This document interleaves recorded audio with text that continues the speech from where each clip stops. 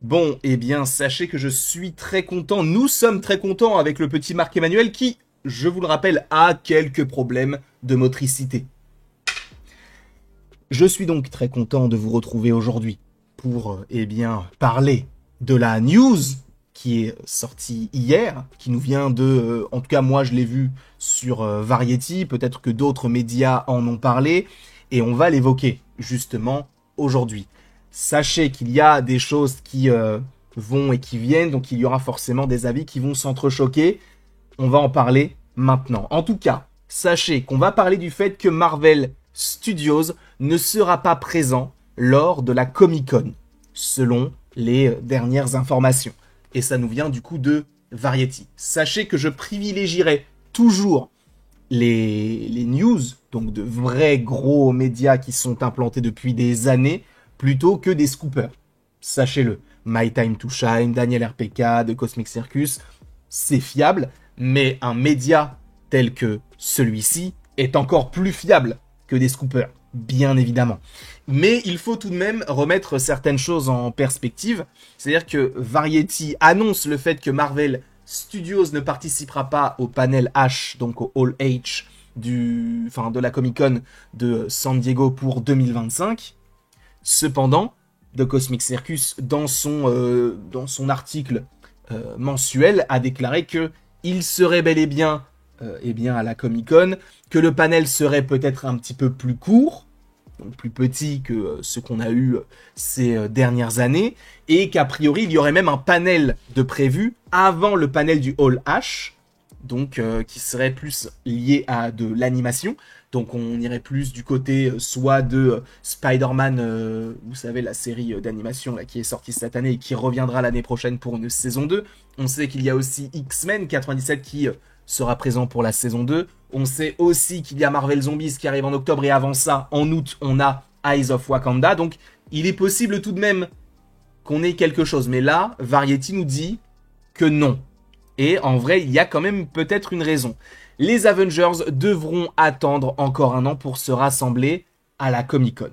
Les studios Marvel, donc Marvel Studios, sera moins présent au Comic-Con cette année, faisant l'impasse sur la présentation annuelle de leur blockbuster dans le Hall H, samedi, a confirmé Variety. Alors, la présentation annuelle, ce n'est pas vrai, dans le sens où Marvel n'est pas présent à la Comic-Con chaque année. C'est faux, puisque par exemple, je crois qu'en 2023, il n'y avait pas de Marvel à la Comic-Con.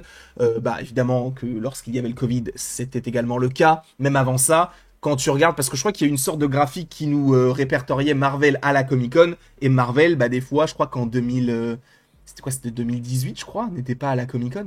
Il me semble que c'était un truc comme ça. Enfin bref, en tout cas, ils ne sont pas tous les ans présents. Donc le fait qu'ils n'y soient pas en 2025, c'est un peu dommage, mais en même temps, ça peut être compréhensible. Et en même temps aussi, c'était pas illogique et surprenant, dirions-nous.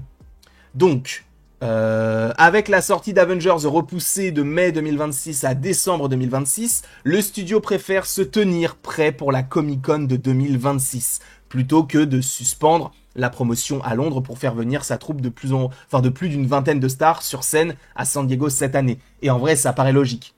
C'est-à-dire que même si on sait que le tournage est en train de se faire, même si on connaît déjà bien 40 à 50 actrices et acteurs qui seront dans le film, ils attendraient logiquement la Comic-Con donc de juillet 2026 pour amorcer le fait qu'il y aurait bel et bien ces acteurs ou ces actrices pour Avengers Doomsday et peut-être même un premier trailer ou peut-être un petit peu avant, je ne sais pas vraiment parce que en décembre, il faudra voir parce qu'il n'y a pas eu tant de films que ça qui sont sortis en décembre. Je crois qu'il y avait que Spider-Man No Way Home et c'est Sony qui s'occupait de la communication. Donc à voir à quel moment le premier trailer de Spider-Man No Way Home est sorti. D'ailleurs, je vous missionne. Voilà, je vous inviterai à me dire à quel moment, à quelle période de l'année, ou même la date précise de la sortie du... en vrai, j'y réfléchis. Mais non, mais je suis bête. Spider-Man No Way Home, j'étais dans le sud. J'avais le chapeau de paille. C'était en août. Mais c'était dans une convention... je crois que c'était un truc brésilien, si je dis pas de bêtises. Non, c'était pas à ce moment-là, je sais plus. Mais je crois que c'était en août. Donc logiquement, peut-être une annonce lors de la Comic-Con et un trailer en août pour 2026, pour Doomsday. En vrai, ce n'est pas du tout illogique. L'entreprise organise toujours des conférences et des événements autour de ces comics et de ces jeux, ainsi qu'un stand dédié pour la sortie du film des 4 Fantastiques qui sortira en salle le vendredi de la convention annuelle. Donc voilà, Marvel Studios ne sera pas présent comme ils le font d'habitude en annonçant plein de choses, mais ils seront tout de même là pour voilà, les jeux, les comics et aussi pour les 4 Fantastiques. Depuis que l'avant-première d'Iron Man a enflammé le Hall H de la Comic-Con de San Diego en 2007, Marvel Studios a utilisé la scène pour présenter ses prochains films à faire parler d'eux. En 2024, le studio a même organisé une conférence spéciale le jeudi dans le Hall H pour Deadpool et Wolverine qui s'est transformé en avant-première surprise couronnée par un spectacle de drones et de feux d'artifice de 10 minutes au-dessus du Petco Park. Le studio a déjà fait l'impasse sur la convention, notamment en 2023, en 2021, en 2020, ainsi qu'en 2018, 2015 et 2011, donc on voit que ce n'est pas annuel, voilà. Ça arrive de temps en temps. Marvel n'a toujours pas tenu sa promesse de l'apparition surprise de Mahershala Ali en 2019, en annonçant Blade. Bref, en tout cas, on le voit bien là, que oui, Marvel ne serait pas présent. Alors, est-ce que c'est si grave que ça? Parce qu'en vrai, on peut se dire, bah, s'il y avait beaucoup de projets annoncés, oui, parce qu'en fait, par exemple, en 2023, il y a eu la Comic-Con. Non, justement, en 2023, il n'y a pas eu de Comic-Con, mais en 2022, on a annoncé plein de choses pour Marvel. De plus, il y a eu la D23 qui a aussi annoncé plein de choses. Donc en fait, le truc, c'est que Marvel, même s'ils ne sont pas à la Comic-Con, là, cette année, ils vont annoncer des choses. Je vous rappelle que on va avoir la série sur Vision qui sort l'année prochaine. On va avoir Daredevil Born Again aussi qui sort l'année prochaine. Je pense qu'il y aura aussi des confirmations comme quoi tel ou tel film sort à tel moment. Enfin bref, on sait qu'il y a des choses qui sont bel et bien prévues du côté de Marvel. Et le fait qu'ils ne soient pas forcément présents lors de la Comic-Con, ce n'est pas si grave que ça. Même, ce n'est pas du tout... Ça paraît même logique, étant donné qu'en vrai, quel film ou quel projet veux-tu qu'il promouvoie lors de la Comic-Con?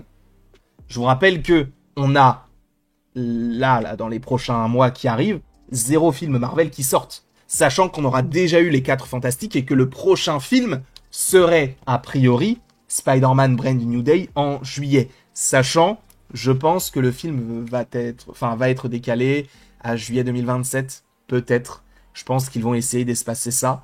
Et que possiblement, l'année prochaine, le seul film que nous ayons, ce soit peut-être Avengers Doomsday en décembre. Donc là où 2026, on s'attendait peut-être à plein de choses du côté de Marvel notamment, va peut-être falloir ronger son frein et voir comment tout cela évolue par la suite. En tout cas, moi, j'ai quand même hâte de vivre tout ça avec vous. En plus de ça, ça ne fait que repousser l'échéance, qui n'est autre que Avengers The Secret Wars. Et de toute manière, après, on repartira sur des bases solides avec les X-Men, etc. Mais en tout cas, il y a beaucoup de choses à évoquer, tous ensemble. Et je suis très content de pouvoir les vivre avec vous.